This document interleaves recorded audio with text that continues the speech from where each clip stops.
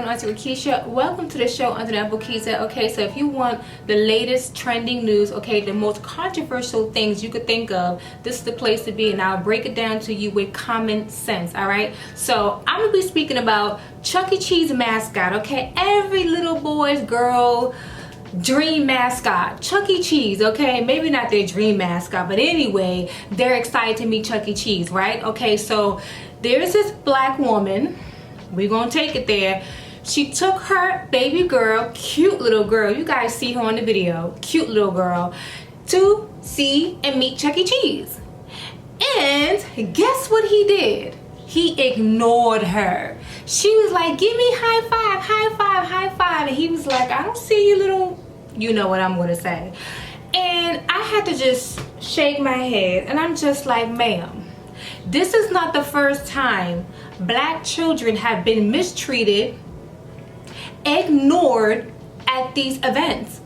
Why do you guys keep putting your children in these traumatizing situations? So this recently happened at Sesame Street, okay, where two little black girls were so excited to meet their favorite character and they were ignored.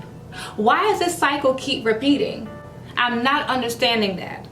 What does it take for black parents to keep their children from these types of situations? It's not affecting you, it's really affecting your baby, affecting your little girl and your little boy. So what are you teaching them? What are you going to tell them? How are you going to explain this to them?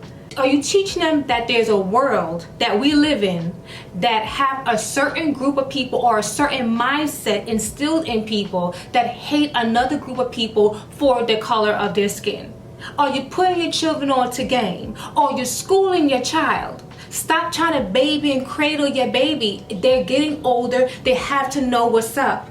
It's better when they're young to teach them very, very young instead of waiting to then ship them out to the world for them to get this wake-up call and get this realization like, damn, like this is what we're doing over here? Like this is how life is? I wasn't taught about this. You got grown adults that are black talking about, I didn't know people hate me so much. Why am I getting treated like this? Where were you in history class? I'm just trying to understand that. Okay, so I'm gonna shut my mouth and run the clip, okay? And come back with the rest of my commentary. Thank you. It's great to be here with you to celebrate these amazing birthday stars. Now, for those of you who don't know, when you celebrate your birthday at Chuck E. Cheese's, you are the star of the show. In fact, on the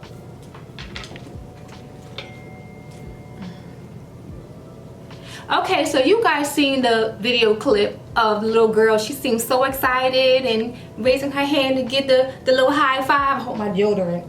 Okay. So she was all excited, and I observed something. Wasn't much black folks up in there, one. Two, she was the only child that seemed excited compared to them white children. She was the only one excited to meet Chuck E. Cheese, but yet he ignored her. You didn't see the joy and excitement she displayed when she saw Chuck E. Cheese? I want to bring out another observation. I noticed that when we have black-owned businesses, and I'm going to take it there again, black folks go up in black-owned businesses, right? Or deal with black people that have businesses. And if the service is not right, the product is not right, the presentation is not up to par, what's the first thing they're going to do? Leave a bad review. What's the second thing they're going to do? Cuss you behind on tell you. That's why I don't support black businesses. But yet, you walk up in these establishments, they're not black owned by the way, and repeatedly support these non-black establishments. Y'all hearing me? Are you feeling me? You repeatedly go back up in these non-black establishments, nail salons, most of them are not black owned, beauty supply stores, most of them are not black owned. You buy your clothes, most of that ain't black owned. Where you buy your food, most of that not black owned. There's black farmers. Have you guys looked into supporting black farmers? There's black businesses that need to be supported, that should be supported, and are good businesses and could give you great service, but you don't give them a chance. But you repeatedly give these non-black businesses a chance. Am I right or am I wrong? Come on now, someone talk to me. Another thing I want to mention is that there are a ton of videos of white teachers okay, and other non-black teachers mistreating black children, not feeding them, ignoring them, being abusive to them, and it's caught on camera. And you still have parents that are still sending their children to these schools, to these public schools, just shipping them off, and you know what's going on.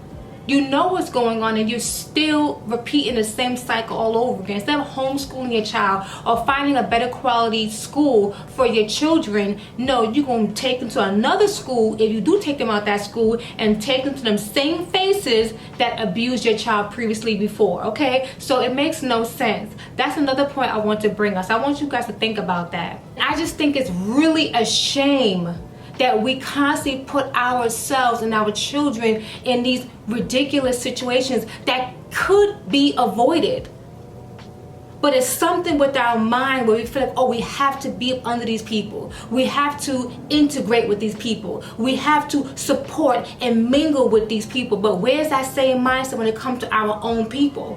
Where's that same mindset instilled in us where we could do that for our own people? Now, I know some of our people are low down, dirty, and rotten. Okay, I know there's some black folks out here, and that's in all nations, but I'm talking about black folks right now. I know that some of our people could be low down and ridiculous, okay? But that's for all nations.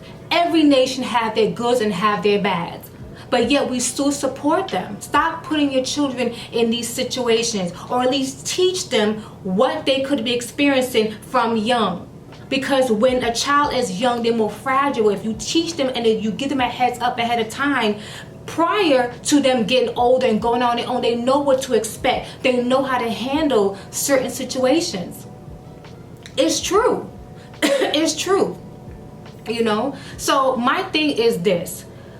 I feel sorry that the little girl had to experience that. I really do. But at the end of the day, we have to know how to separate from these situations. And we have to learn how to come together and form our own, have our own mascot, create our own mascot, create characters that are for us and by us. How about that? Stop running to these people for every single thing when we are naturally creative people.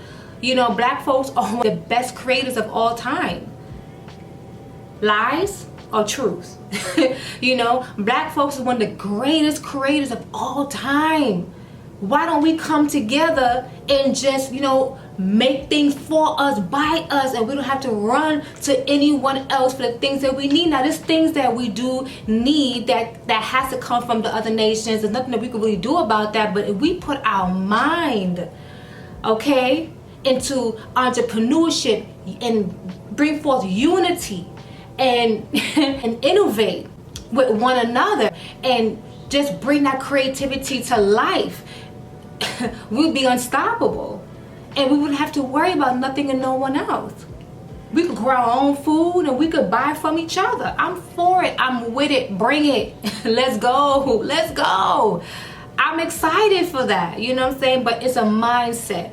It's a mentality that needs to be adjusted. That needs to be actually undone so we could progress in life as a people. Little girl's spirit is not crushed.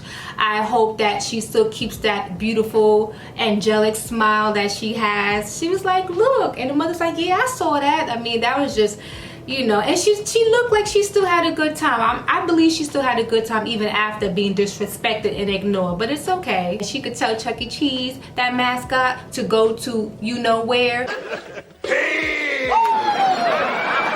Take that $5 gig and shove it, okay? Because at the end of the day, she didn't need him to acknowledge her. It's all good. It is all good. Him in that hot suit can go in the ocean somewhere and stay there, all right?